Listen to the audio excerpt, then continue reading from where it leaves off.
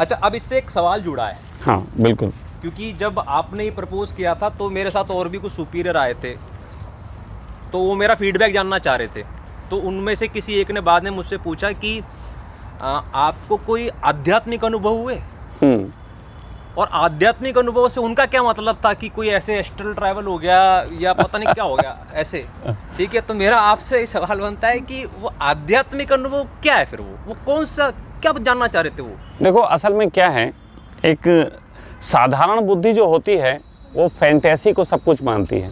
Fantasy, अलग अलग तरीके की फैंटेसी है। यूथ की अपनी फैंटेसी है, बुजुर्गों की अपनी फैंटेसी है, और एक तरीके से कहना चाहिए उन्हें कुछ ऐसा लगता है कि जो अभी तक हमने नहीं दिमाग से सोच पाया, ऐसा कुछ होने लग जाएगा तो वो उसको स्पिरिचुअल अनुभव मानते हैं। ऐसा एक धारणा चली आती है। फिर इसमें किसी को कपकपी लगना, किसी के रीढ़ में ठंडक दौड़ना, किसी को बॉडी में कंपन आना, अलग अलग तरीके की बहुत धारणाएं हैं जिसको लोग आध्यात्मिक अनुभव के नाम से लोगों में पेश करते हैं।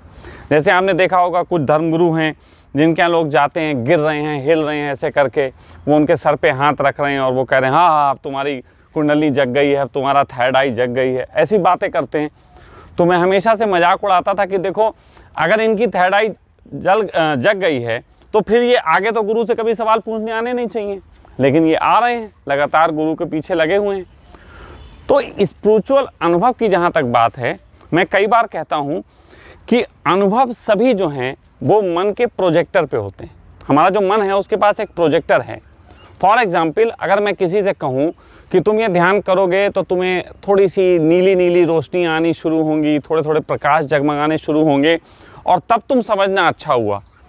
तो मन क्या है? जब भी आध्यात्मिक व्यक्ति कोई होने लगता है तो मन उसके खिलाफ होता है, और जब वो फिर भी आध्यात्मिक होने की कोशिश करता है तो मन एक प्रोजेक्शन पैदा करता है जिसमें उसको शांत कर सके कि तुम जो ढूंढ रहे थे वो हो गया। ठीक है। तो मन के प्रोजेक्शन पे वो फिल्म चल जाती है, लोगों को नीली नीली रोशनी दिखने लग जाएगी, सितारे जगमगाने लग जाएंगे, वो कहेंगे वाह वाह वाह वाह, गुरु जी का आशीर्वाद बरस गया, सब हो गया। लेकिन असल में मन ने तुम्हें भटका दिया। मन तुम्हें ऐसे ट्रैक पे ले गया जहां उन्होंने तुम्हें झूठी फिल्म दिखा के ईगो सेटिस्फाई किया और तुम उसके रास्ते पे बढ़ चले। आध्यात्मिक अनुभव का मतलब नहीं होता कि मन के प्रोजेक्टर पे फिल्में चलें। आध्यात्मिक अनुभव का मतलब होता है कि अब कोई फिल्म नहीं चल रही। आध्यात्मिक अनुभव का मतलब होता है कि अब मेरा चित्त शांत हो गया। आध्यात्मिक अनुभव का मन हो गया कि अब मैं भटक नहीं रहा। जैसे तुम सोचो कि तुम्हारे दिमाग कितना भटकाता था, कितना तर्क कराता था, कितने झंझट कराता था, ये तुम्हें फांस रहा था। यही तर्क तुम्हें उपद्रव करने के लिए, यही तर्क तुम्हें राजनीति करने के लिए, यही तर्क तुम्हें धन कमाने के लिए, यही तर्क तुम्हें प्रतिष्ठा दिलाने के लिए, ना जाने कितने प्रलोभन देता था। यही तर्क, मात्र दिमाग की वो खुड़पेच तुम्हें ना जाने कितने साम्राज्य स्थापित करने की एक प्रलोभन देती थी और तुम मन के तल पे उसमें भागते रहते थे। अध्यात्म का मतलब होता है मैं वस्तु से परिचित हो गया और वर्तमान में ठहर गया। तुम महसूस करो कि 2-3 दिन से तुम्हें कुछ ऐसे नहीं लग रहा होगा यार कितना सरल सरल सा है सब कुछ, क्या बहुत झंझट करने की ज़रूरत है, क्या बहुत भागा दौड़ी की ज़रूरत है। हाँ, निश्चित ज़रूरतें पूरी करनी है, उसके लिए एक बुद्धि कर लेगी। मतलब तुम्हारी टॉर्च खराब तो हो नहीं गई, जल तो रही। तो वो जो जल रही टॉर्च है वो तुम्हें जीवन में वास्तविक जो ज़रूरतें हैं उनकी पूर्ति कराएगी और अननेसेसरी जो तुम्हारी रनिंग है उनसे तुम्हें एक तरीके से बचा देगी। तो ये सारी बातें जो हैं वो मैं कहता हूँ कि इसको आध्यात्मिक अनुभव मैं कहता हूँ। चित्त का शांत हो जाना आध्यात्मिक अनुभव है, और बाकी जो अनुभव हैं वो केवल प्रोजेक्टर के हैं। तो मैं प्रोजेक्टर नहीं चलवाता। तुम याद करो, तुम 3 दिन यहाँ पे थेरेपी ली, एक बार भी मैंने तुम्हें कोई लेक्चर दिया? कोई लेक्चर नहीं। एक बार भी तुम्हें समझाया कि बेटा ऐसा होगा वैसा होगा, ऐसे करके सितारे जगमगाएंगे, रीढ़ की हड्डी में ठंडा ठंडा लगेगा, तुम्हारी कुंडली जागृत हो जाएगी, शक्तियाँ आने लगेंगी? कुछ किया?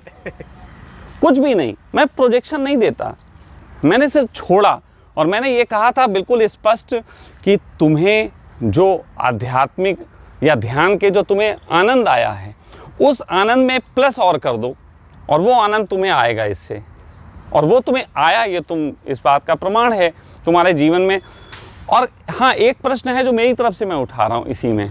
वो प्रश्न ये उठता है कि ठीक है अभी प्रयोग ये समाप्त हुआ है, 2 दिन परसों से समाप्त हुआ है, तो कल से समाप्त हुआ, तो क्या ये अनुभव जो मुझे आया है ये कंटिन्यू रहेगा? ये एक प्रश्न है। वास्तविक प्रश्न ये है कि जो ये अनुभव आया है क्या ये कंटिन्यूस रहेगा?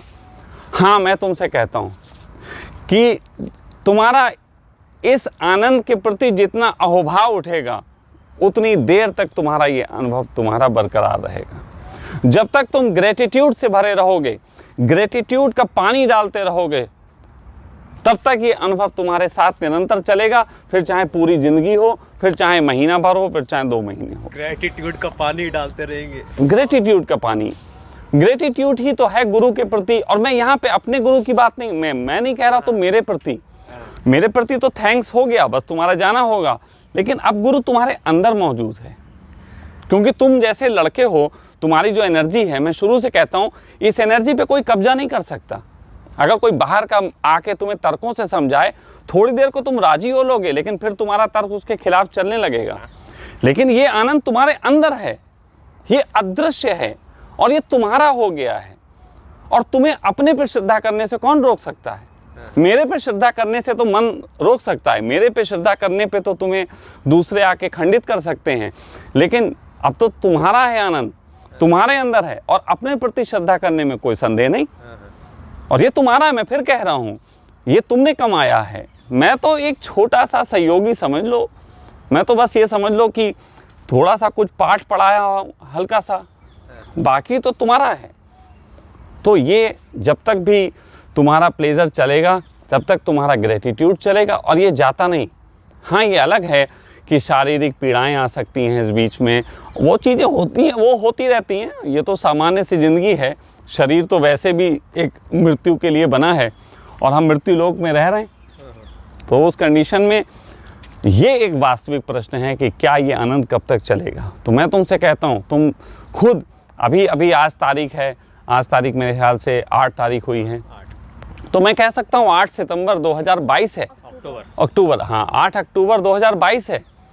तुम 1 महीने बाद भी अपने सुपीरियर्स को बताना, तुम अपने 1 महीने बाद भी अपने मित्रों को सूचना देना कि यार ऐसा चल रहा है कि नहीं चल रहा है। और अगर संदेह आए तो तुम उसके संबंध में भी सोचना कि संदेह आए, और अगर नहीं आए तो तुम उसके संबंध में देखना कि कितना प्लेजर ये बना रहता है। ये प्लेजर धोखा नहीं है, ये प्लेजर मैंने अपनी बातों से, कल्पनाओं के माध्यम से तुम में पैदा नहीं किया है, जैसे मोस्ट ऑफ मेडिटेशन कैंप्स में होता है। अच्छा, मोस्ट ऑफ मेडिटेशन कैंप में गुरु बैठ के तुम्हें प्रोजेक्ट करते हैं, तुम्हें प्रोजेक्शन देते हैं, तुम्हें कल्पना, तुम्हारे प्रोजेक्टर पे एक फिल्म चढ़ाते हैं कि बेटा ऐसा ऐसा होगा। वो सारी चीज़ें तुम्हें थोपी जा रही हैं। और तुम गौर करो कि वैसे तो मैं तुमसे बात भी कर रहा हूँ, आज भी कर रहा हूँ, और 3 दिन से पहले भी कर रहा था, लेकिन 3 दिन मैंने तुमसे बात नहीं की। हाँ, आप तो मिले भी नहीं। हाँ, तो 3 दिन मैं तुमसे मिलने नहीं आया, 3 दिन तुम गेस्ट हाउस में रह के अपने इस प्रयोग को कर रहे थे। और फिर ये भी बताओ, क्या इस प्रयोग में तुमने कोई मेहनत की? कोई मेहनत नहीं करी, कोई तर्क नहीं लगाया, ना आपने कुछ बोला ऐसे करो वैसे करो, सांस पे ध्यान लगाओ, या बॉडी को शिथिल करो, या तीसरी आंख पर ध्यान लगाओ। कोई कंसंट्रेशन नहीं, हम तो बस पढ़ गए बस।